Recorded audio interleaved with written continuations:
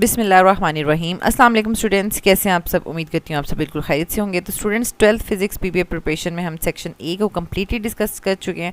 Now we will discuss quickly the section B. ठीक है, section B में हमारे पास 5 एक्सपेरिमेंट्स हैं और first one is the determine the time constant by charging and discharging a capacitor through a resistor. तो ये important है क्योंकि इसमें जो चार्जिंग और डिस्चार्जिंग के ग्राफ्स हैं और टाइम कांस्टेंट फाइंड आउट करना है। तो चलें इसको देख लेते हैं जल्दी से। रब्बिशरह सदरी वयस्सिरली अमरी वहलुल उक़दतम मिन लिसानी यफ़क़हू क़ौली। ए मेरे रब, मेरे लिए मेरा सीना कुशादा फरमा दे और मेरा काम आसान कर दे और मेरी ज़ुबान की गिरह खोल दे ताकि वो मेरी बात समझ सकें। आमीन। अल्लाहुम्मा अन्फ़अनी बिमा अल्लमतनी वअल्लिमनी मा यनफ़अनी वज़िदनी इल्मा। ए अल्लाह, मुझे फ़ायदा दे उसके साथ जो तूने मुझे सिखाया और मुझे सिखा जो मेरे लिए फ़ायदा मंद है और मेरे इल्म में इजाफ़ा फरमा। आमीन। तो स्टूडेंट्स, यहाँ पर सबसे पहले हमारा क्वेश्चन है, students are investigating and the charging and discharging of behaviour of a capacitor through a 10 ohm resistor with a capacitor initially uncharged and then connected to a 10 volt DC source। ठीक है, तो ये यहाँ पर आपके पास time और voltage का charging का डाटा है, फिर डिस्चार्जिंग का डाटा है। सबसे पहला क्वेश्चन है आपके पास 3 जो है नंबर का ग्राफ ड्रॉ करना है। ये तो बहुत इजी है आपके लिए। ठीक है, आपने टाइम को जो है वो एक्स एक्सिस पे लेना है। ठीक है, टाइम देख लें 1 से लेकर 10 सेकेंड्स तक हैं।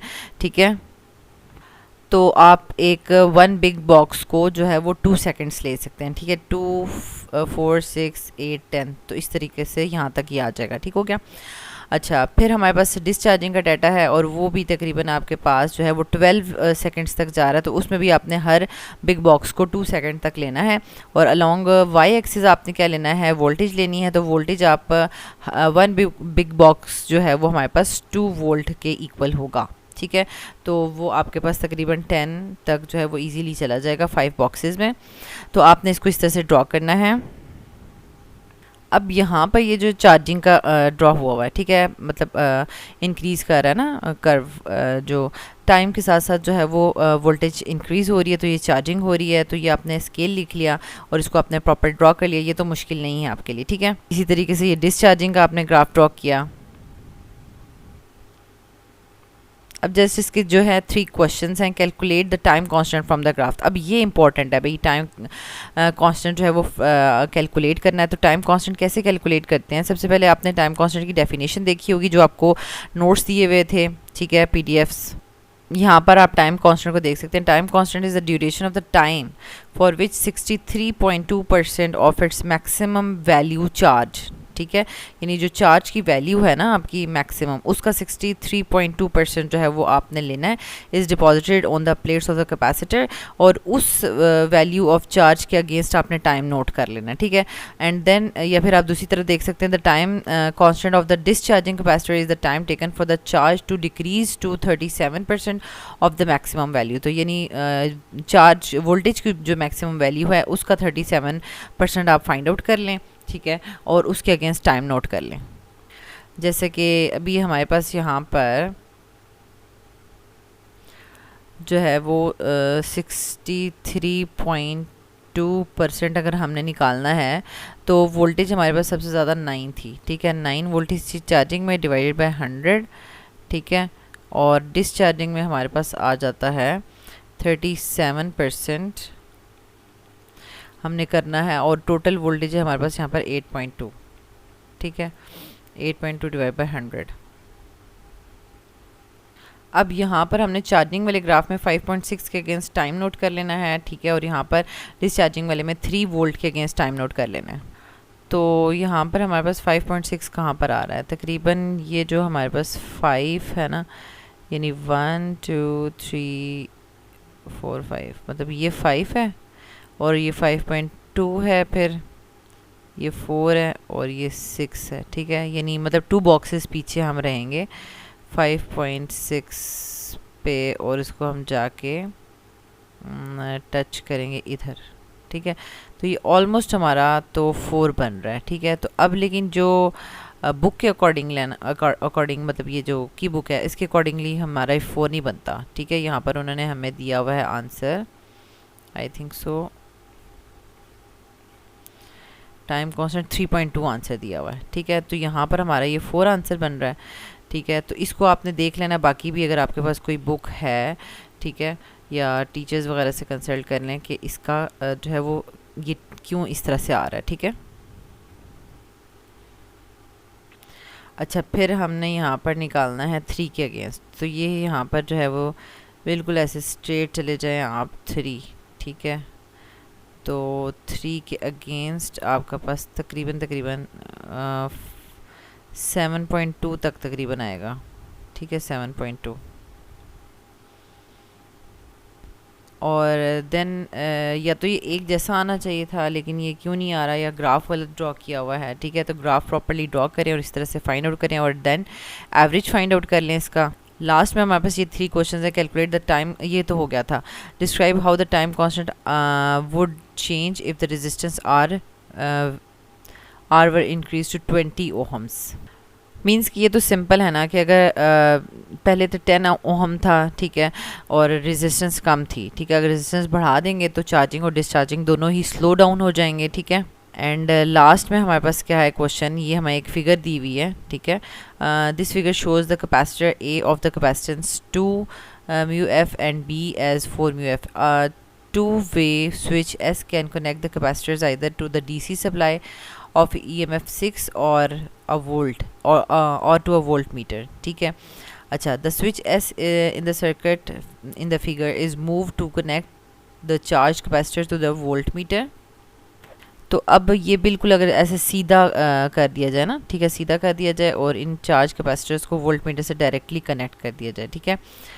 अच्छा, connect to the charge capacitor to the voltmeter. अच्छा, लाइक बिल्कुल इस तरह से कनेक्ट कर दिया जाए जैसे ये इस की तरफ मुड़ा हुआ है, ठीक है। The volt meter has an internal resistance of 12 mega ohm and explain why the capacitors will charge although very slowly. अब यहाँ पर हमारे पास क्या है कि the capacitors discharge through the volt meter के थ्रू वो डिस्चार्ज होते हैं, ठीक है। उसकी अगर इंटरनल रेजिस्टेंस बढ़ा देंगे, देखिए इंटरनल रेजिस्टेंस बढ़ा देंगे तो टाइम कांस्टेंट भी क्या हो जाएगा, बढ़ जाएगा, ठीक है। That's why capacitors will discharge very slowly, ठीक है। इन दोनों का डायरेक्ट रिलेशनशिप यहाँ पर बताया हुआ है। अब नेक्स्ट में हमारे पास है students are investigating the charging and discharging behaviour of a capacitor through a 15 ohm resistor with a capacitor initially uncharge and connected to the 8 volt DC source, ठीक है।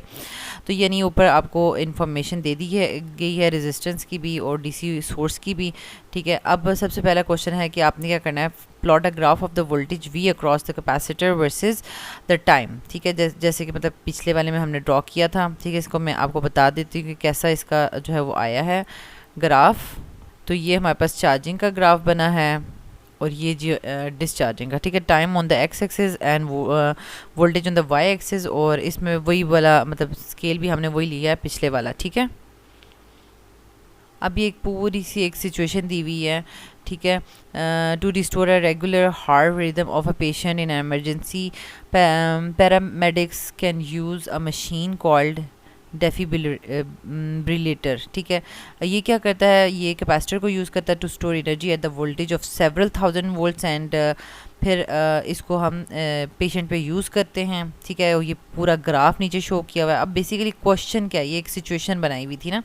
क्वेश्चन के आपके पास use the graph to find the time constant. अब ये charging discharging में आपसे time constant तो ज़रूरी पूछने वाले हैं, इतना तो आपको पता होना चाहिए, ठीक है।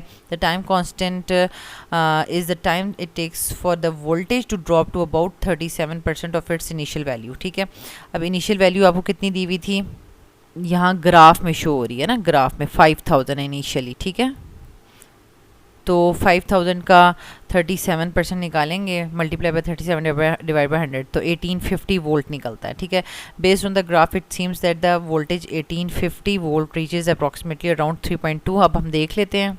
अच्छा, हमने ये जो सिचुएशन वाला ग्राफ दिया ना, इसी में देखना है, यानी 1850 के अक्रॉस जाके देखना है, यहाँ पर जाके ये टच कर रहा है, तकरीबन ये 4 बन रहा है। तो अब हम देख लेते हैं आंसर में क्या बन रहा है।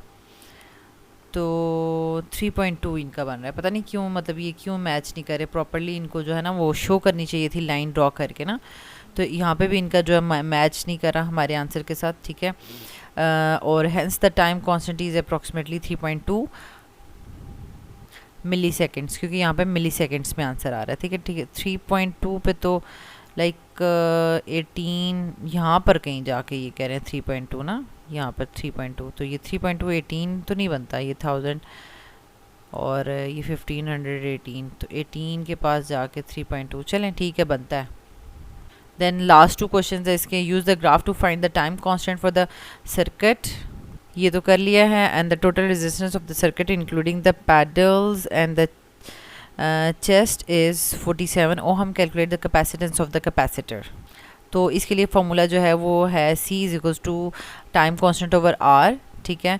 तो यहाँ पर हमारे पास टाइम कांस्टेंट जो है वो मिली सेकेंड था, ठीक है, 3.2 मिली सेकेंड। तो टाइम कांस्टेंट वही लगाया है जो ऊपर हमने आंसर में निकाला था, और जो ओहम यानी रेजिस्टेंस है वो दी हुई थी 47 ओहम्स, ठीक है। इसको हमने कैलकुलेट कर दिया तो ये हमारे पास आंसर आ गया, ठीक है। तो अगेन ये जो है हमारे पास 68, क्योंकि ये 10 की पावर -6 यानी म्यू है, माइक्रो फेराडेज। तो स्टूडेंट्स यहाँ तक हमने ये कर लिया है, और मज़ीद जो क्वेश्चंस हैं उनका जो क्वेश्चन आंसर्स है वो मैं आपको शो करवा देती हूँ। ये सेकंड एक्सपेरिमेंट है हमारे पास, ठीक है। तो ये उसका मतलब लाइक डाटा दिया हुआ है, तो अगेन जो है वो आपको ग्राफ ड्रॉ करना है, ठीक है। ग्राफ ड्रॉ करने के बाद हमारे पास ये 3 क्वेश्चंस हैं, ठीक है। तो ये हमारे पास ग्राफ ड्रॉ हो गया है। देन ये हमारे पास एक अगेन जो है वो सर्किट डायग्राम दी हुई है, ग्राफ दिया हुआ है, और इसको यूज़ करते हुए हमने डिटरमिन करना है करंट इन द बैटरी और एक्सप्लेन द वर्किंग। तो यहाँ पर इसका देख लें कि यहाँ पर बताया हुआ है कि इसका जो ग्राफ है नॉन लीनियर है, ठीक है, और रेजिस्टेंस भी कांस्टेंट नहीं है, that's why the resistance increase with increase in temperature. और नेक्स्ट में resistance of resistor R calculate करनी है, 1 मार्क्स का। Explain why the resistance of the tungsten filament lamp increases as the potential difference across it increases, ठीक है। Potential difference बढ़ाएंगे तो resistance भी इंक्रीज़ करती है, और इसको हीटिंग इफेक्ट के अकॉर्डिंगली इसको आपने बताना है। तो सिंपली ये इसको यहाँ पर कैलकुलेट भी किया हुआ है, ठीक है, with the formula R is equals to, अब यहाँ पर हमारे पास यहाँ पर इन्होंने फार्मूला नहीं शो किया हुआ, ठीक है, डिवाइडेड बाय आर तो है, मतलब like voltage over I, R is equals to V I ही लगाया हुआ है इन्होंने, ठीक है, मतलब ऊपर प्रॉपरली शो नहीं किया हुआ था। R is equals to delta V over I, ठीक है। डेल्टा वी में जो है देखें 4.5 माइनस 2.7, और जो आई है वो 0.24 लगाया हुआ है, तो आर की वैल्यू आ जाएगी। एंड देन टंगस्टन फिलामेंट का बताया, the resistance of the tungsten filament increases with increasing the voltage because the filaments heat up, ठीक है, वो हीट अप हो जाता है, और उसकी वजह से फिर क्या होता है, leading to the increased atomic vibrations, और जिसकी वजह से जो है वो इलेक्ट्रॉन फ्लो इम्बैलेंस हो जाता है एंड रेज द रेजिस्टेंस, ठीक है। अगेन सेकंड में भी इसी तरीके से आपके पास डाटा दिया हुआ है, वोल्ट मीटर रीडिंग, ए मीटर रीडिंग, और उससे जो है रेशो फाइंड आउट करनी है वी ओवर आई वाली, ठीक है। तो इसका ग्राफ ड्रॉ करने के लिए बोला गया है, तो जो है वो ग्राफ इस तरह से शो हो जाता है, ठीक है। अब ये फिलामेंट लैंप वाला भी इम्पोर्टेंट है, मतलब लाइक, ठीक है, क्योंकि इससे रिलेटेड जो है वो कॉन्सेप्चुअल क्वेश्चंस आ सकते हैं, ठीक है। अच्छा, अब ये यहाँ पर उन्होंने शो किया हुआ है कि ये ऑपरेट हो रहा है, पोटेंशियल डिफरेंस बताई हुई है, variation of the potential difference वो of the current and in the lamp show हुई है, ठीक है। तो अब इससे रिलेटेड जो है वो आपके पास 3 क्वेश्चन था। रेजिस्टेंस यानी ग्राफ को यूज़ करते हुए, ये ग्राफ भी बना हुआ है, ग्राफ को यूज़ करते हुए बताएं the resistance when it is operating eight potential difference 6 volt, 6 volt पे जब ये ऑपरेट कर रहा था तो उस वक्त इसकी क्या रेजिस्टेंस थी। तो ये प्रॉपरली आपने इसको कैलकुलेट करना है, ठीक है। 6 वोल्ट पे थी और ये 8 वोल्ट पे थी। 6 वोल्ट पे जो है वो हमारे पास डिवाइड बाय एम्पेयर यानी करंट क्या था उस टाइम पे, ठीक है, तो वो 150 ओहम्स आ जाएगी, और अगर 8 वोल्ट पे है तो वो 160 ओहम आ जाएगी, और अगर डिफरेंस निकालना है तो 160 माइनस 150, ठीक है। तो हमारे पास ये क्वेश्चन है कि resistance when it is operating eight potential difference 6 volt और फिर 8 वोल्ट, दोनों का न्यूमेरिकल है एक नंबर का, और फिर compare the behaviour of the tungsten filament with the ideal resistor when a potential difference is applied, why does the tungsten filament deviate from Ohm's law. और यहाँ पर लास्ट में ये है कि unlike an ideal resistor which maintains the constant resistance, a tungsten filament lamp resistance increases with temperature. ये तो हमें पता है पहले का ही, ठीक है, कि जब टेम्परेचर इंक्रीज़ होगा उसकी रेजिस्टेंस भी इंक्रीज़ होती है, जिसकी वजह से फ्लो ऑफ करंट में जो है वो फ्लो ऑफ करंट जो है वो रुकता है, ठीक है, due to the heating effect caused by the flow of current. यानी फ्लो ऑफ करंट की वजह से हीटिंग हुई है ना, this leads to the deviation from the Ohm's law as the filament becomes less conductive at high temperatures. अभी आपके से थर्ड जो है वो एक्सपेरिमेंट उससे रिलेटेड क्वेश्चन है कि मतलब यहाँ पर सेमीकंडक्टर्स पे जो है वो काम हो रहा है, डायोड्स पे। Draw a suitable diagram to of the circuit that would enable the student to collect the data. ठीक है, यानी आपको सर्किट डायग्राम ड्रॉ करनी आनी चाहिए। ठीक है, अच्छा, describe the procedure the student would follow in order to obtain the current voltage curve for the semiconductor diode. तो यानी इसका प्रोसीजर क्या होगा। ठीक है, तो बेसिकली ये प्रोसीजर है। ठीक है, मतलब किस तरह से सेटअप करना है। एंड नेक्स्ट है आपके पास, ये आपके पास ग्राफ दिया हुआ है। ठीक है, और इसमें आपने ये सेमीकंडक्टर डायोड का बोथ फॉरवर्ड बाइस एंड रिवर्स बाइस का ग्राफ ड्रॉ करना है। तो ये बहुत ज़्यादा इम्पॉर्टेंट है। ठीक है, तो ये आपको ज़रूर करना है, इसकी प्रैक्टिस वगैरह। ठीक है, ये देखें फॉरवर्ड बाइस जो है ये अप साइड जा रहा है और रिवर्स बाइस में ये बैकवर्ड जा रहा है। ठीक है, और इसके लिए कोई डाटा शेटा नहीं गिवन, यानी आपको सेमीकंडक्टर डायोड का फॉरवर्ड एंड रिवर्स बाइस खुद से ही ड्रॉ करना आना चाहिए। ठीक हो गया। अच्छा, फिर ये एक और आपको ग्राफ दिया गया है और इससे रिलेटेड क्वेश्चंस पूछे गए हैं। ठीक है, explain the variation of the resistance of the diode as voltage increases from 0 to 8। 0 से 8 पे इंक्रीज़ हो रही है, तो उसमें क्या चेंज आ रहा है वोल्टेज रेजिस्टेंस में। ठीक है, अब यहाँ पर बताया हुआ है कि ये हमारे पास फॉर्मूला है और लो वोल्टेज के ऊपर वेरी हाई इनफाइनाइट रेजिस्टेंस होती है और रेजिस्टेंस डिक्रीज़ करती है जैसे जैसे वोल्टेज इंक्रीज़ करती है। ठीक हो गया। एंड लास्ट क्वेश्चन है इसका, ये इस फिगर को यूज़ करते हुए डिटरमिन करें resistance of the diode for the current of 4.4 milliampere. ठीक है, तो यहाँ पर अगेन वही वाला हमने फॉर्मूला लगाया, R = VI। ठीक है, तो ये हमारे पास आई तो दिया हुआ था मिली एम्पेयर। ठीक है, अच्छा यहाँ पर है ना, अगर 4.4, ठीक है, 4.2 और 4.4, 4.4 के अगेंस्ट अगर हम जाएं, ठीक है, तो हमारे पास ये कहाँ तक जाएगा, 0.5 तक जाएगा।